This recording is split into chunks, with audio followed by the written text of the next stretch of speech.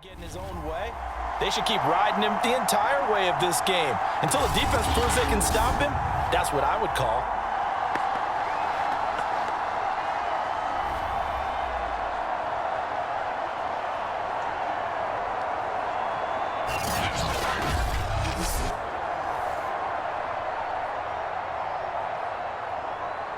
Gold to add the extra point.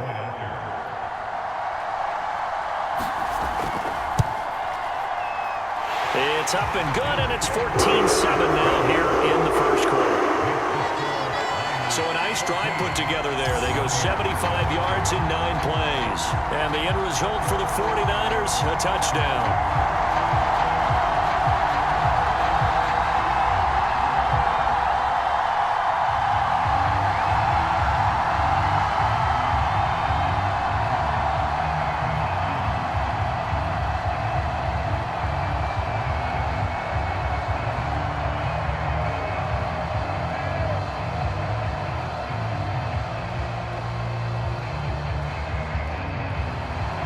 After the touchdown, it's Robbie Gould now to kick it away. From a couple yards deep, he'll bring it out of the end zone. And ultimately cannot get this out to the 25-yard line as he's dropped at the 23. The Buccaneers getting ready to go as they take the field. And they had to wait a long time to get the football back. Probably not what you were hoping for when you got an offense that's humming. Agreed. What you were looking for is the defense get the ball back pretty quickly, right? Hoping for a 3 and out. So that didn't happen. You can't yell at your D for that. They've got to take care of their own business and reestablish themselves now that they're back on the field.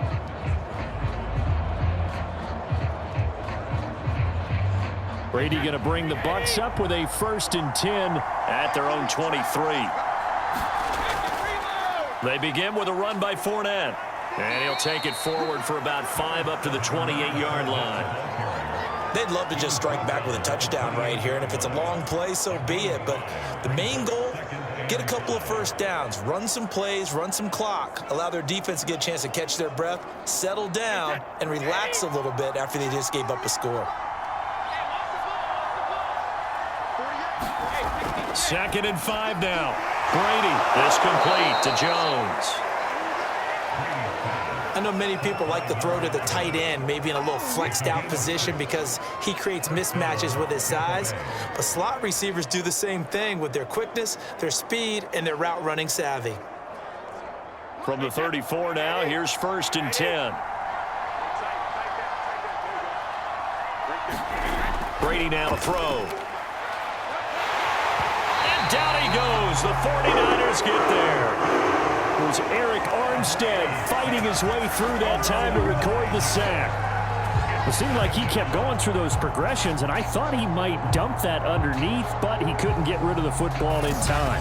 And I have to wonder if he was thinking while he was back there, I wish there were a lot less progressions on this play, just someone that I could dump the ball to and get it out of my hands.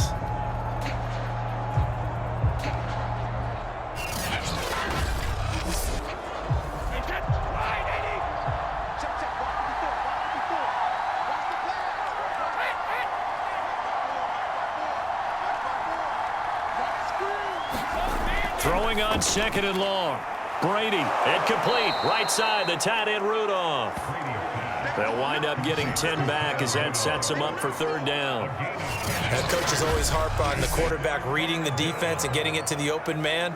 That's good recognition there. And how about what he did after the catch? Yeah, hit your tight end, let him get some rack. Yeah, when he gets moving, not many guys want to come over and put a hit on him, do they?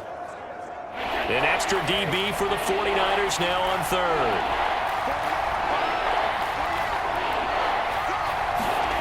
Now Brady.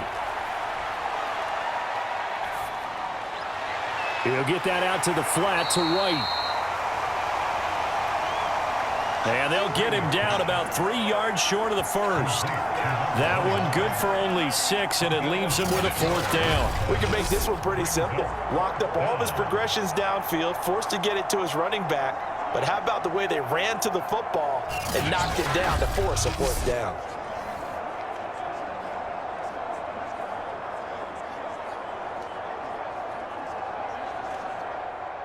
Here comes the Buccaneers punter now. Back deep, Ray McCloud.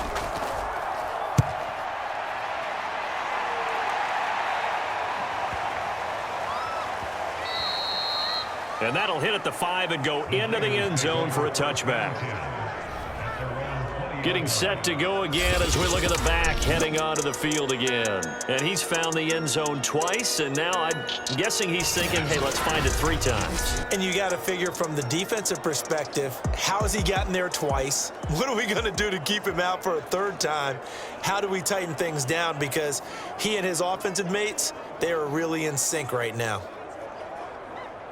The 49er offense set to get this drive underway. And that last drive, a long drive, but not just that. They had a great air attack going. Did they stick with that? I would think that they would, because if they were confident enough to do it on the last drive, starting backed up in their own territory, why would you change anything? They've got to be confident about what they're presenting and continue to do so. Yeah, because the secondary, they really look clueless. And that was amazing because that drive went and went, no adjustments and no big plays by the defense to knock the ball away.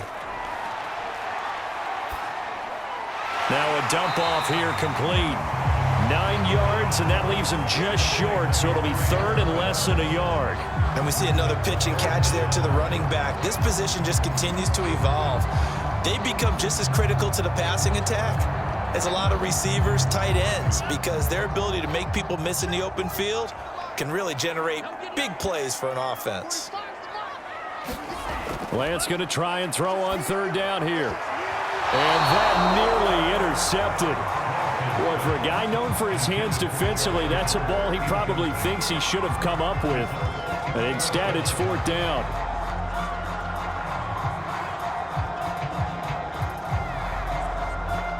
Here comes the 49ers punter now, as he's on to kick it away.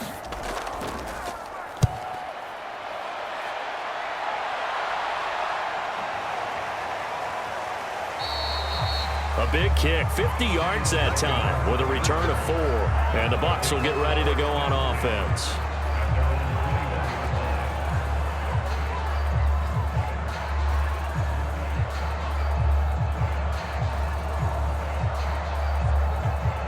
The Bucs offense set to begin their next possession. They punted last time they had it. What steps, Charles, you think they have to take to make sure they don't do that again? Well, let's just go to the football 101, the trite expression 101. Win 1st down. Make 5, 6, 7 yards on 1st down and make it a 2nd and 3, 2nd and manageable. Keep accumulating 1st downs that way. Keep moving the football. You don't want to get behind the sticks because then the defense has the advantage.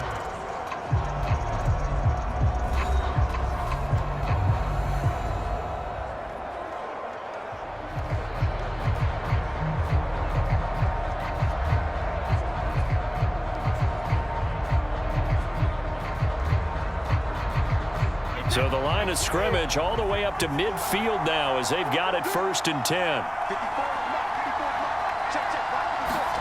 From midfield, here's Brady. They'll swing this out to Fournette. He'll be taken down at the 48 for a pickup of 2 yards. All defenses worry that whenever anyone catches the ball and has a head of steam come out of the backfield, it could turn into a big play with missed tackles or he runs through people. But they were right there waiting, and they stopped him for a minimal gain.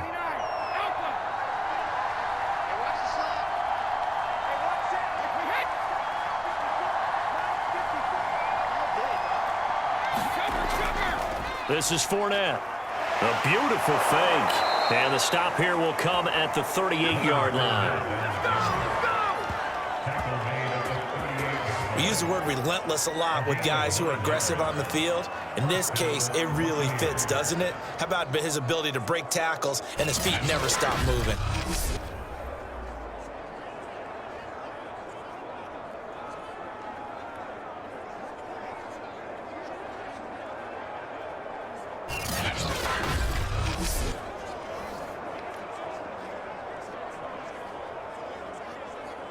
So a good run by Fournette. Now another 1st and 10. To throw, it's Brady. And that one going to be off target and incomplete. They've given up a few 1st downs on this drive, but getting the incompletion there, that should give them something to build on and maybe turn the tide.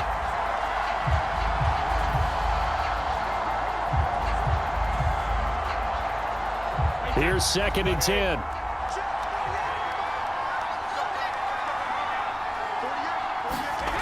Now Brady. Oh, what a catch. It's Godwin.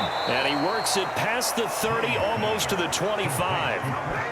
Boy, that completion comes with a high degree of difficulty, especially on the catch. Had to look that one in one-handed, able to do so, and ends up picking up a first down as well.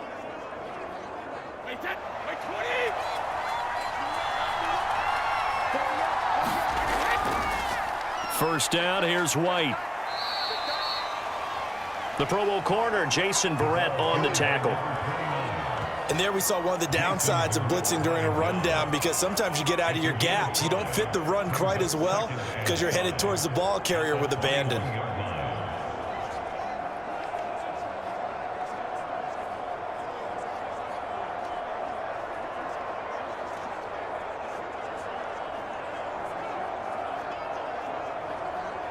Five yards remain on 2nd down.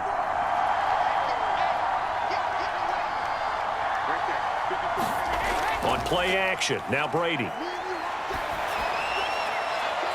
And Evans hauls it in. Touchdown, Bucs. Mike Evans there to make the grab. And the Buccaneers are an extra point away from tying up this football game. And they use that height on the outside to get the score. We've seen the evolution of the wide receivers. They've gotten taller and taller, but they've retained their quickness and their speed. It's a lethal combination. Always good to have wide receivers with height.